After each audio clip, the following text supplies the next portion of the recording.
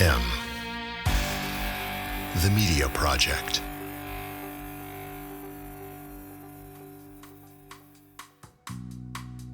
Breaking Housing Matters is a national housing initiative designed to build housing profitably. It is a first-of-its-kind initiative currently being piloted in Vermont, USA. BHM brings multiple key stakeholders from the housing development ecosystem together to solve the dual issues of affordability and profitability. Participate in an all-ships-rise approach designed by a multiplicity of internationally recognized experts in development, economics, housing, and governance. Learn more and purchase the book Custom-Made Housing for a New World Disorder by BHM founder Peter DeCrassel at breakinghousingmatters.org. Press and program inquiries should please contact our agent at scott@smgravesassociates.com.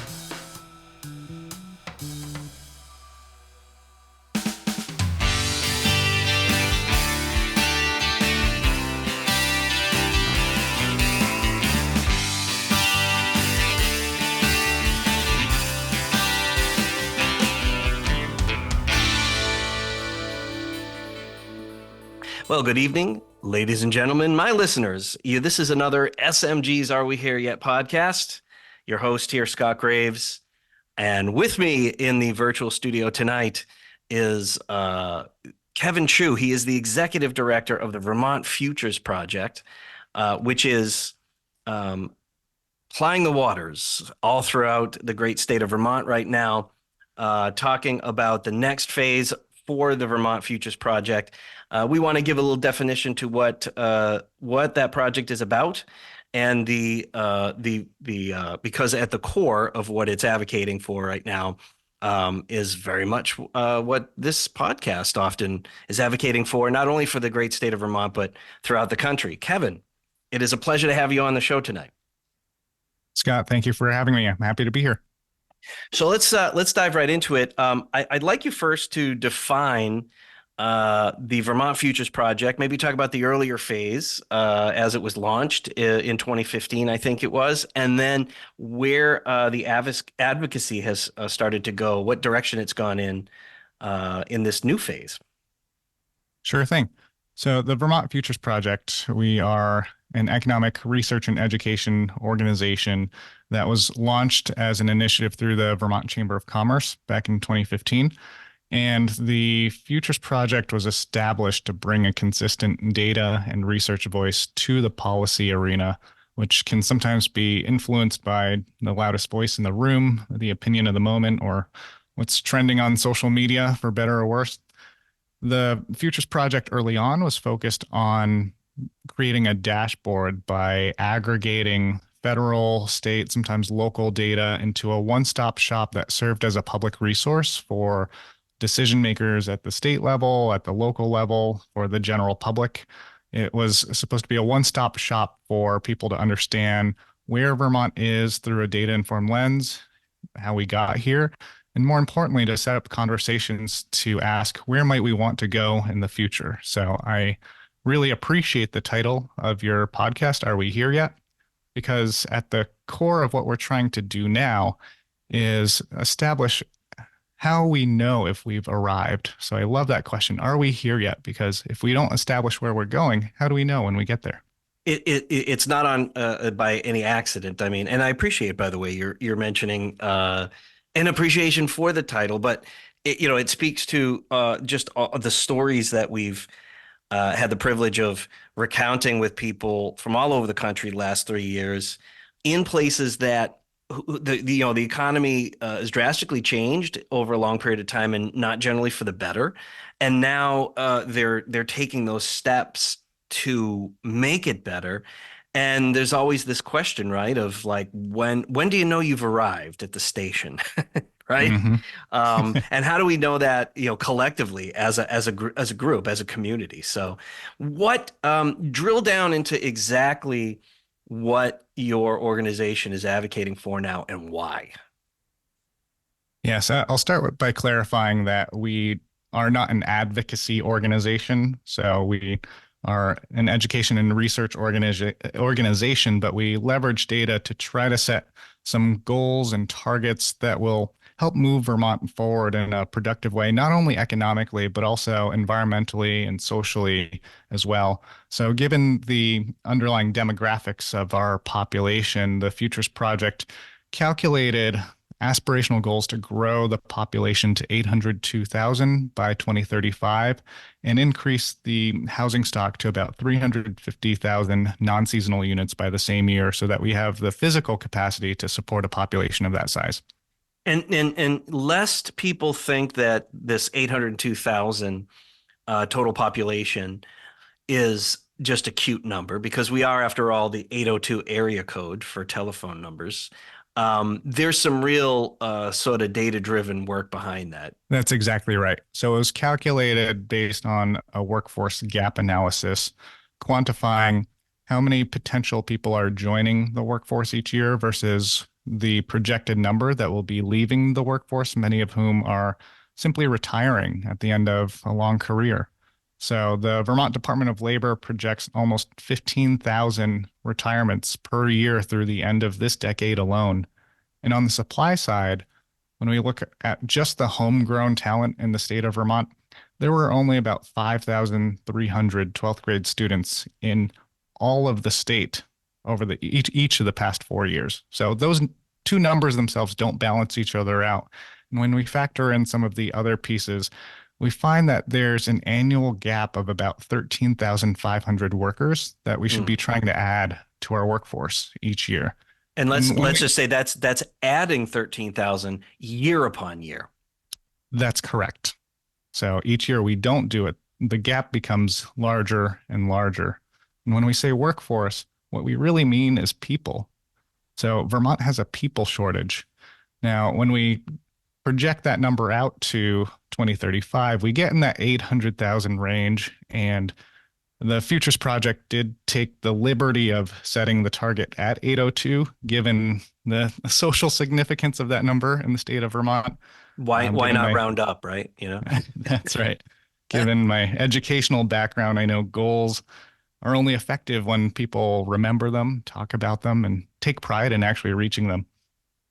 So the issue here is there's several demographic components that are important and that are converging at the same time. It's not just a lack of population, but it's a lack of population coupled with the population we do have is aging out. You know, there aren't enough young people in the first place and those that we have are in too large numbers leaving the state and not determined to reside here long term, right? And so that exacerbates this issue of having a lot of people who increasingly are going to be not just the older, more wiser employees, but they're retired and they're on a fixed income, and they're the rate at which they represent the percentage of our population grows at a much faster rate than they can be replaced. Is that correct?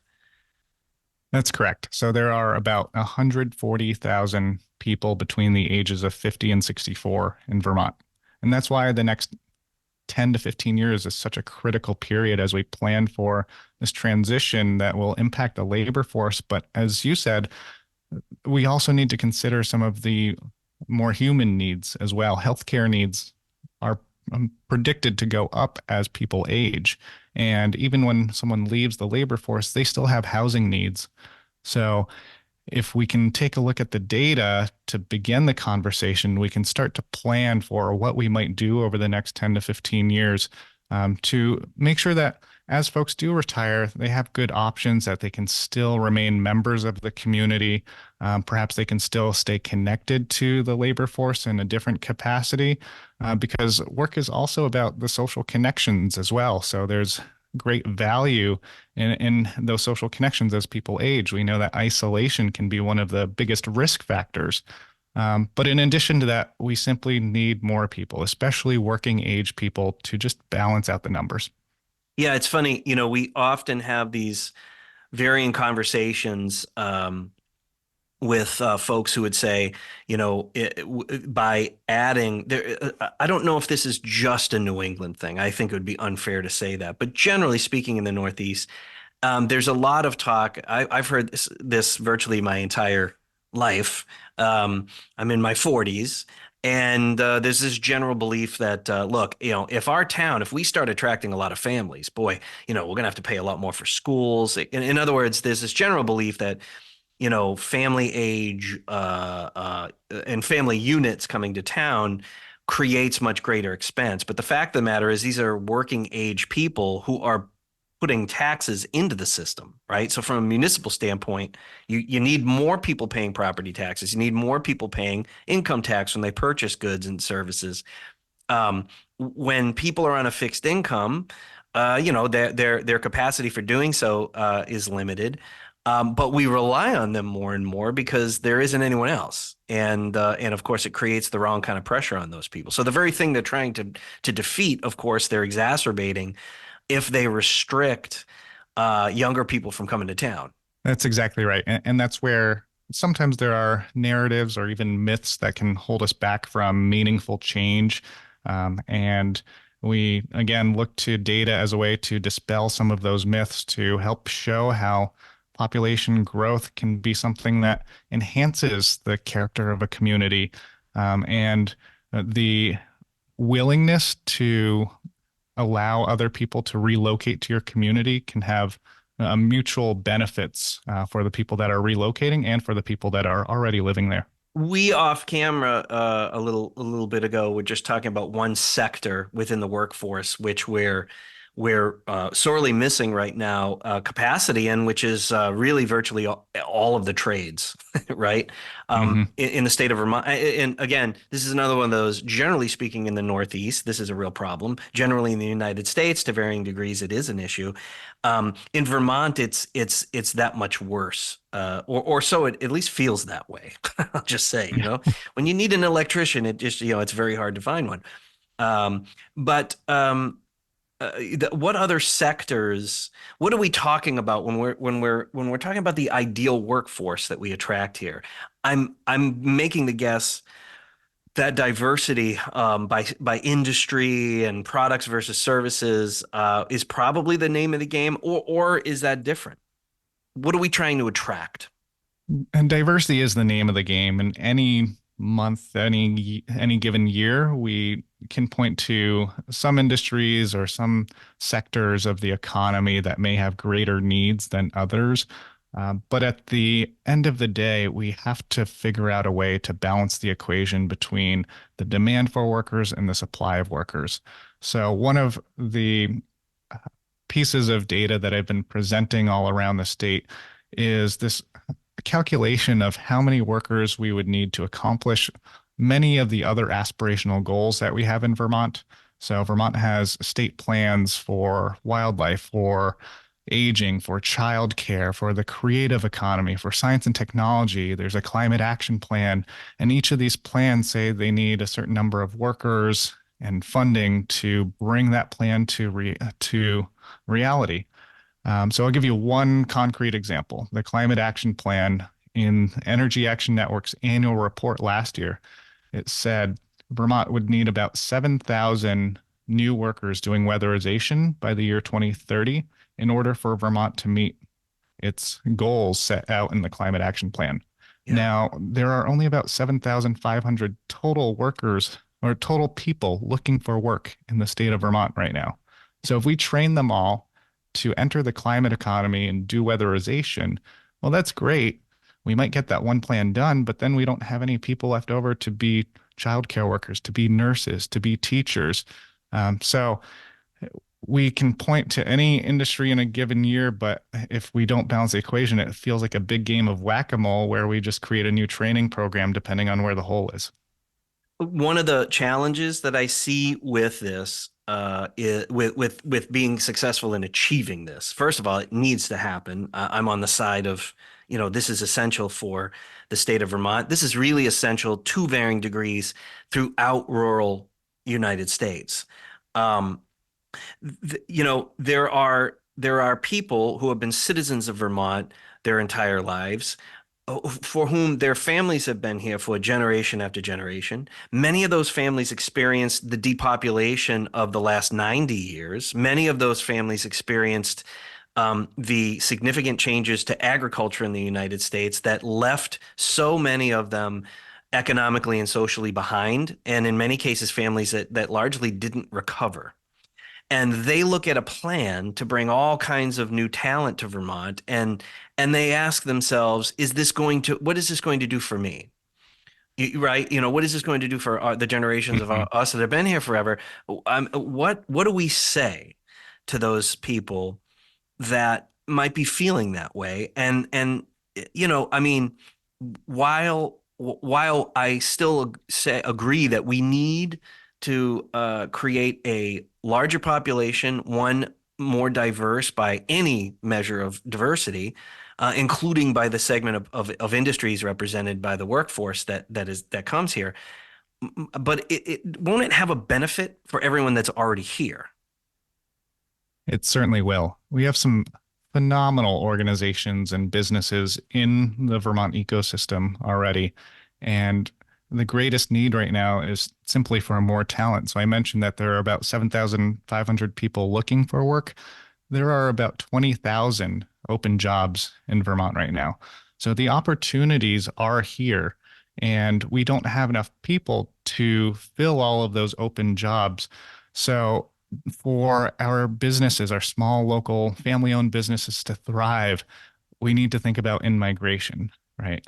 And Mm. this is where I think, again, going back to the data, we can start to dispel some of the myths that hold us back. One of them being the zero sum myth, where if people are coming from elsewhere, it might take away opportunities from people who are already here. But when we look at those open jobs to job seeker numbers, we see there are more opportunities open than there are people to fill them. So we need more people. And by bringing more people here and filling those jobs, it allows for the organizations, the communities that are already here to thrive. Those open jobs are open for a reason. They're asking for someone to come and help. Yeah, and I want to say, insofar as I see it, you know, to grow this population, we can and should welcome both U.S. longstanding U.S. citizens and our more recent immigrants. I've had the personal experience here in Rutland of being able to help a number of immigrant families from throughout Asia, from throughout Europe, from throughout parts of Africa, mostly West Africa, um, with a wide variety of talent and skill sets, interest in owning business. The fact of the matter is, what we know from this continent is the people who make it here, regardless of the circumstances they're coming from, whether they're leaving a war-torn nation or they're just simply migrating from one country to ours by choice, and want to reside here and want to work here. It takes great skill, resiliency. It takes all the things you really need to be a great citizen, a great person, a great business person. If you've come here, right? If you've gone through the adversity to get here. So I feel like we need a lot more people like that. Like you can never have too many people like that? That's exactly right. This is near and dear to my heart, Scott. I'm the son of immigrant parents. My parents came to the US in 1986, and they came to Vermont of all places because I happen to have an aunt who married an American, and they had a home in Shelburne. That was the one social connection that brought us here. Mm. Neither of them spoke English, neither of them had a college degree, but they came here with that hope and optimism that there would be opportunity for them to enhance their own lives and be able to set up a better life for their kids than what they had growing up.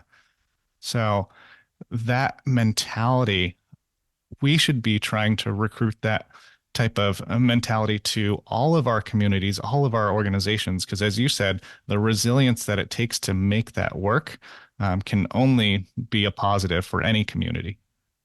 Yeah.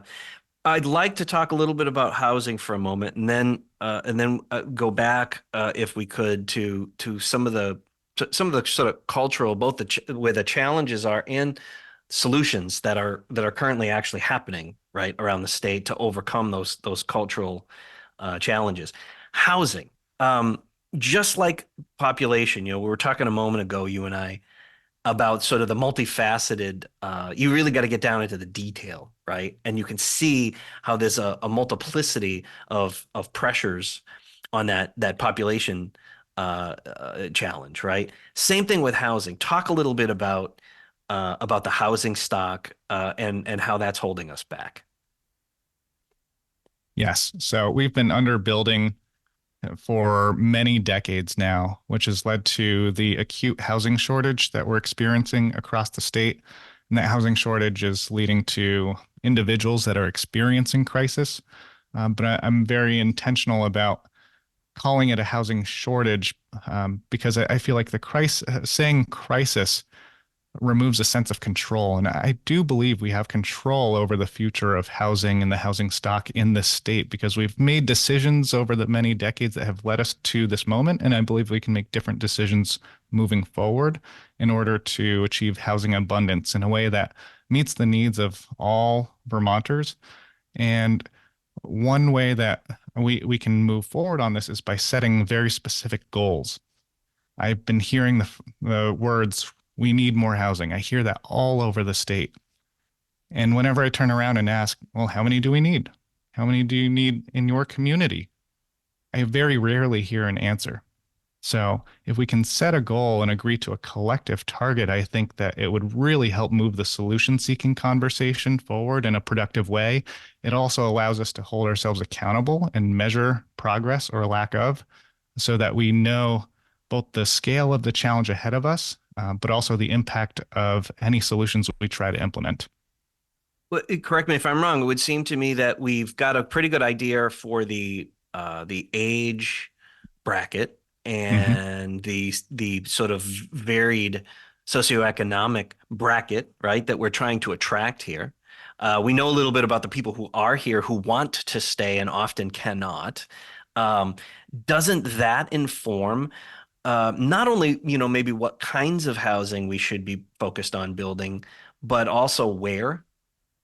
Certainly does. And we have plenty of GIS, geographic information systems data to do the land use planning as well, so that we are creating housing, putting it in places that will be as least ecologically harmful as possible. And we can really plan out communities that are sustainable, that promote walking so that it allows for a social connection. It's good for commerce. We can use data as a starting point to envision what the future looks like.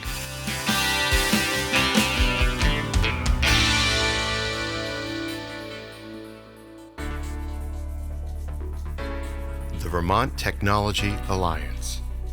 The VTTA is the only statewide organization focused on Vermont's tech business sector and entrepreneurs. Our business members are Fortune 500 companies, startup founders, small business owners, and soloists. We provide advocacy, recruiting of tech talent, events, and other networking opportunities. We are the heart of the tech ecosystem in Vermont. Become a member now at vtta.org.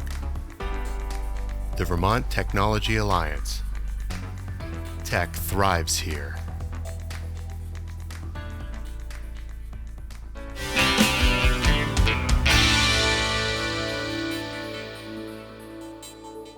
Yeah, I mean, the simple fact of the matter is for a good 45 years or so, we've been building the wrong kinds of housing for the wrong people in the wrong places, not just in Vermont. I mean, this is a national problem. But Vermont, for a good chunk of the 20th century, was simply depopulating. And so, our housing stock here is not only small, but it's also old, right?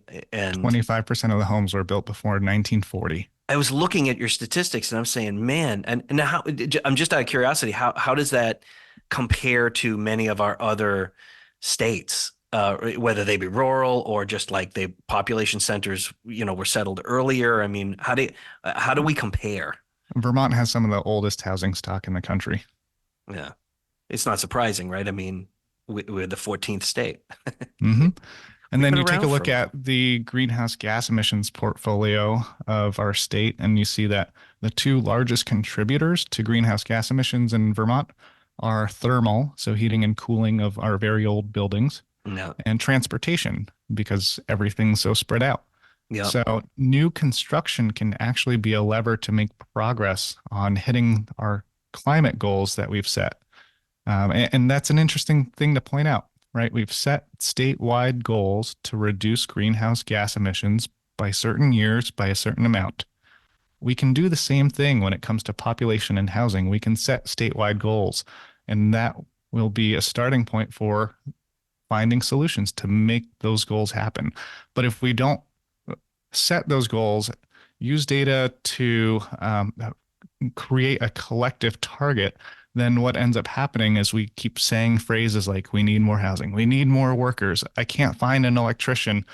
Um, and we just talk around in circles, hoping that someone else will solve it for us. Yeah, it's interesting. The statistics you gave me earlier on greenhouse gas emissions, by a measure of where each state in the Northeast sort of lies in hitting Paris Accord goals between '05 and 2019.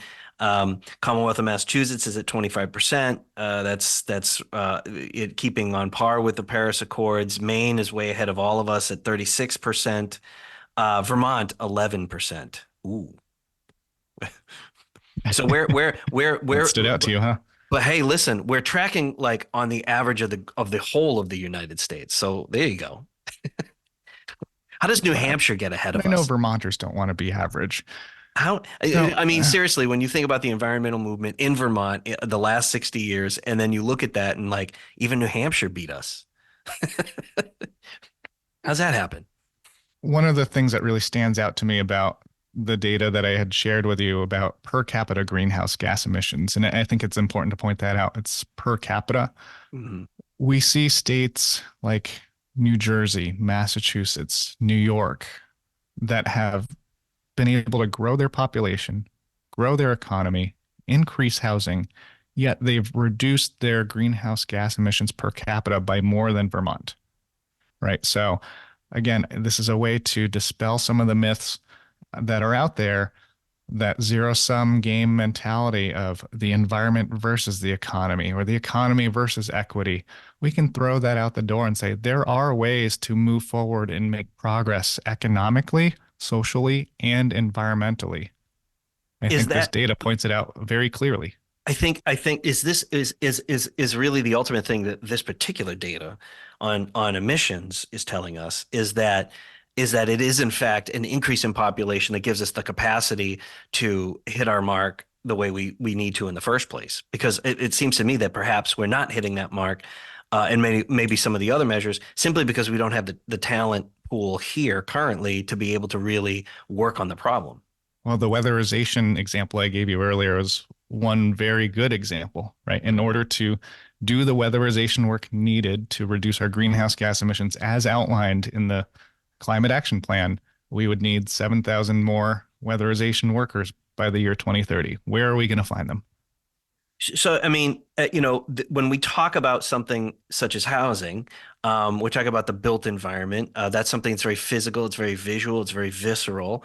I know that the Vermont Futures Project is a very visionary oriented and data oriented project, but could you indulge us?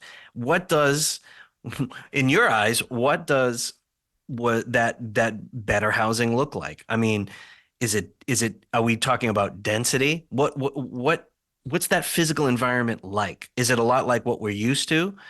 The little colonial on tons of acreage with a barn and a former farm, or is it more than that or different than that? I'll point back to the per capita greenhouse gas emissions data that we talked about. And you noted how Vermont hasn't made that much progress in terms of our per capita greenhouse gas emissions reductions compared to many of the states around us. So I think that data itself says what we're doing now isn't working or isn't as effective as it could be. right? So that's an opportunity to look at some of the other states around us that have made massive progress to try to understand what are some strategies that they've tried? What are some of the physical products they've brought to their built environments that have allowed those states to make so much progress?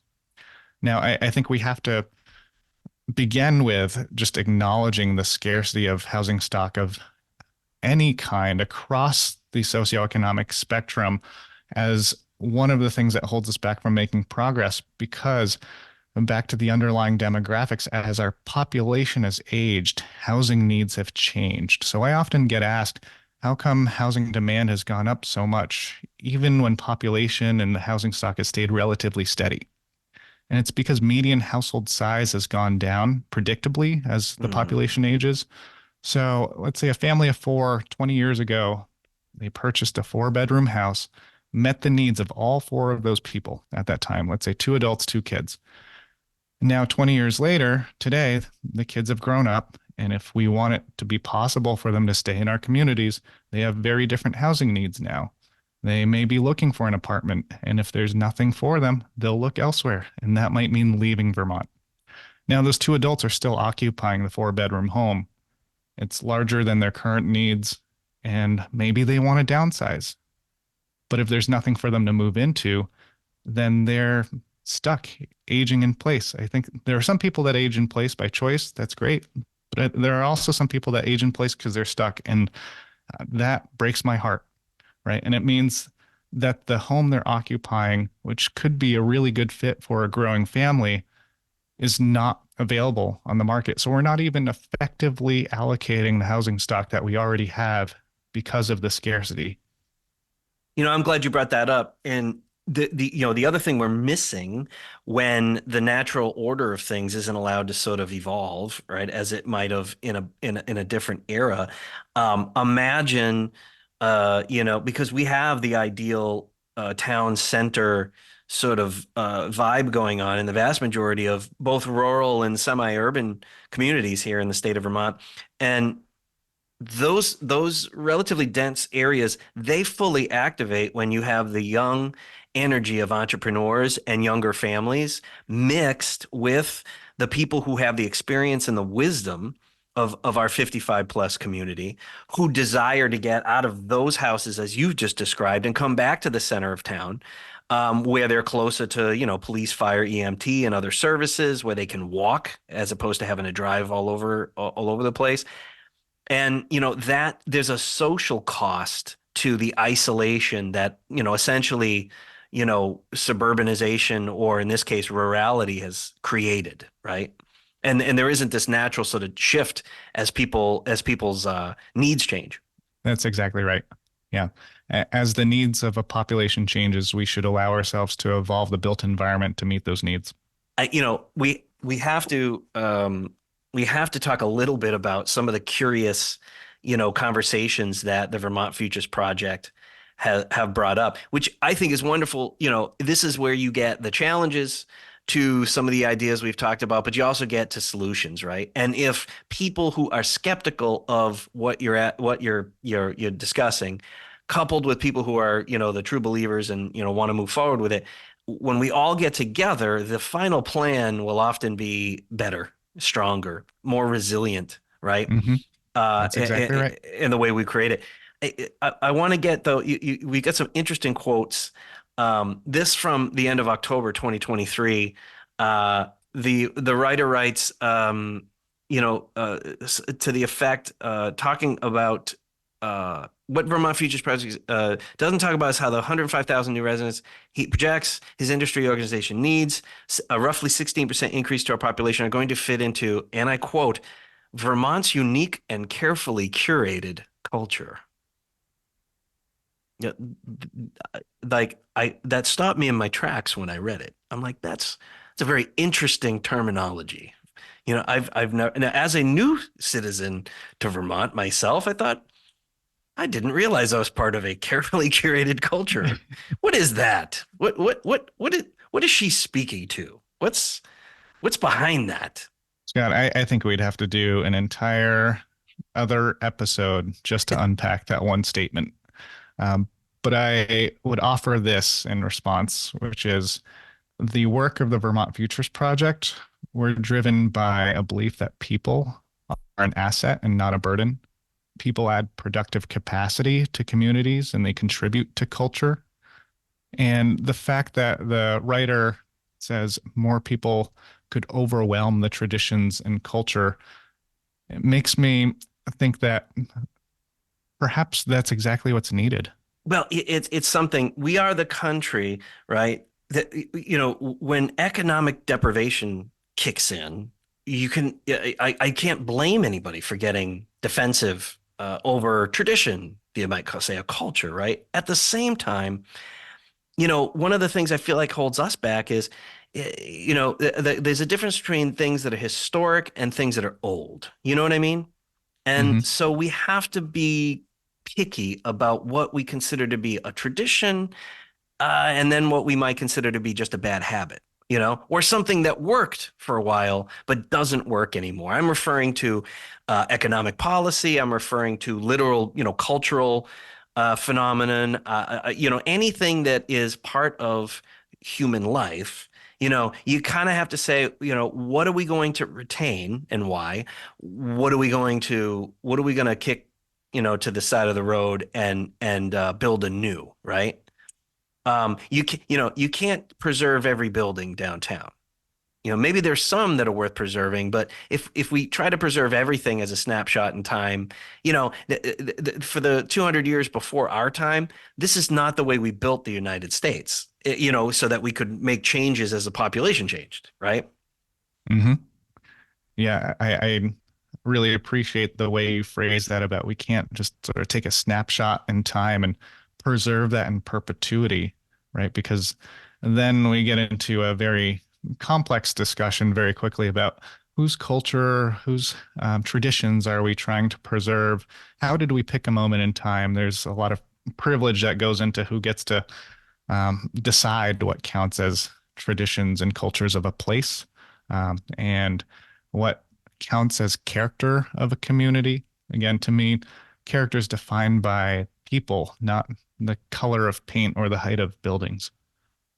Yeah, I would agree with that for sure. You know what I mean? Like, what is it that you remember after living a lifetime somewhere? Hmm. Is it the shutters on your house? Is that the last thing you're recalling, or is it the people that that you were surrounded by, right? I mean, and that is what the community is, right? Whoever's here now. I suppose it speaks a little bit too to the idea of whether or not you perceive really the entire country, but especially for us, Vermont, as this the experiment, right? This experiment in democracy, this experiment in people coming. This is a place that people came from every other place to be a part of, Certainly. and mixed along with the people who were already here. It didn't always work out smashingly, and yet we are all here, and deserve to be here in some way, shape, or form, and need to figure out how to be the best us that we can be while we have this time here. That's right. I try to put myself in the shoes of someone who may disagree with the goals of the Futures Project, and that's okay, right? These are goals that we put on paper based on the best information possible, but it's still trying to set a target for a future which hasn't been predetermined. And if we can have respectful conversations with our neighbors about data and about these aspirational goals and come to a collective agreement, then I think we'll get a lot more consensus in the solutions that we choose to pursue. Now, I think part of the fear that might come with the goals is this sense that it's a lot of people in a short period of time compared to what we know. And I've found that sharing information about population density has helped to alleviate some of those fears. So Vermont currently is about 70 people per square mile. Hmm. And you compare that to a state like New Jersey, which has 1,200 people per square mile. Now, if we grew Vermont's population to 802,000, we would have about 87 people per square mile, 17 more people per square mile. I think we have the space for that. Now, in order for Vermont to reach New Jersey level population density of 1,200 people per square mile, we would need to grow the population to about 11.5 million. So our goal to grow to 802 was calculated in a way that balances the economic needs of Vermont, the environmental ethos that is embedded into the culture of the state, and it also allows us to make progress in terms of social equity, right? Right now, the Vermont population is about 92% white. So let's say 9 out of 10 Vermonters are white. There's only mathematically two ways to change that ratio, through addition or subtraction. Subtraction doesn't help our workforce. I don't want to kick people out, but we can become more diverse as a state through addition. That adds to traditions and cultures, right? We're a state that celebrates the presence of a James Beard award-winning Thai restaurant in Randolph, Vermont. We can add more cultural experiences through food or arts in other parts of the state, and it doesn't take away from anyone who's already here. It benefits everyone. Right, right. You talk about privilege. Well, it's a privilege to live in a small rural state that can play its cards right and can lead the country. These are all themes and issues that we're experiencing throughout this country now. And for us, particularly in this area, as you're talking about, of more diversity in the race and the cultures of the people who live here, we can lead the rest of the country and show that this rural place, can both change and age gracefully, and take advantage of new economics and data, like truly rationally using data to our advantage, as opposed to, sort of our economy living and dying on, mythologies that we've created. Even if those mythologies were to support some of what you and I are talking about, like, at the end of the day, the process of how you get there is just as important as getting there in the right way, right? That's right. And I love that you suggested Vermont can be a leader. I had a conversation with a reporter from the New York Times several months ago, and we were talking about just that. So the story he wrote was about how Vermont may be the face of a long-term U.S. labor shortage, and it's because we're one of the oldest states. So he was interested in trying to understand, how are we looking at the data? How are we thinking about what the state will look like over the next 10 to 15 years? What are some strategies we might try? And part of the conversation was about how Vermont will be a leader. We're either going to be an example of what to do or what not to do, but one of those things will become a reality. And I know which one I prefer. There are dangers to doing nothing, right? And I think it's important to remind ourselves that is a choice. We can look at the data, we can acknowledge time only works in one direction. And if we have an understanding of who's here and what that demographic distribution is like, we can anticipate who will still be here if we don't invite more people to become Vermonters. So some of those dangers, certainly we've talked about shrinking workforce and loss of business. It would lead to a decline in state revenues, increased cost of living above what it already is now. Healthcare access gets harder, it gets more expensive. The per pupil costs in education would go up. So all of these things are part of the risks of doing nothing. And yes, there are risks to growing too, but I think the potential benefits are worth those risks. All of those things, by the way, that you mentioned are both essential to a working society and are closely related to the preservation of all the best aspects just about of our culture as a collective of people.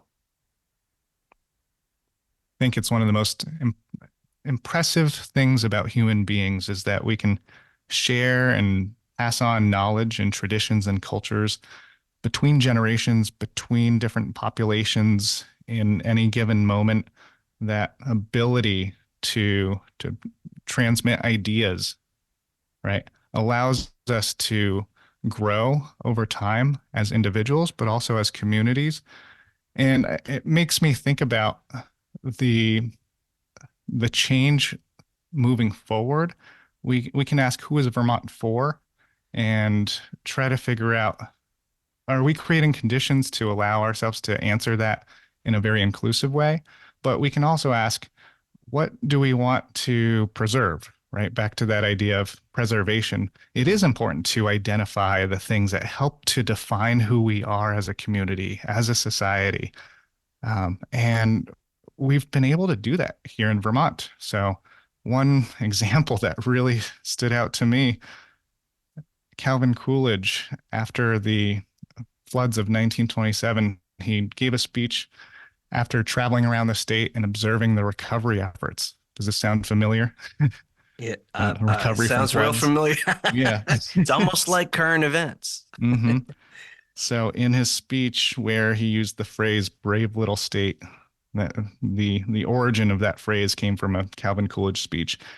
He started to describe the natural beauty of the landscape, and then talked about the indomitable spirit of the people of Vermont, and that being one of the defining characteristics. And he said that if the spirit of democracy, I'm paraphrasing here, it's not the exact words, but it was essentially along the lines of, if the spirit of democracy vanquished in other parts of the country, that it could be restored with the amount that's built up here within the people of Vermont. And then I observed the incredible recovery efforts that unfolded last year after the historic floods in July and throughout the summer. And that spirit is still alive today, even though it's a completely different group of people. It's 100 years later, but we've been able to maintain that, right? Because back to what makes human beings so special, we can transmit those ideas across generations, across populations, and we've held on to that over the last century. And that gives me hope moving forward. Kevin Chu is the executive director of the Vermont Futures Project, and is eloquent in his ways of expressing what truly is great about this great state of Vermont, our brave little state.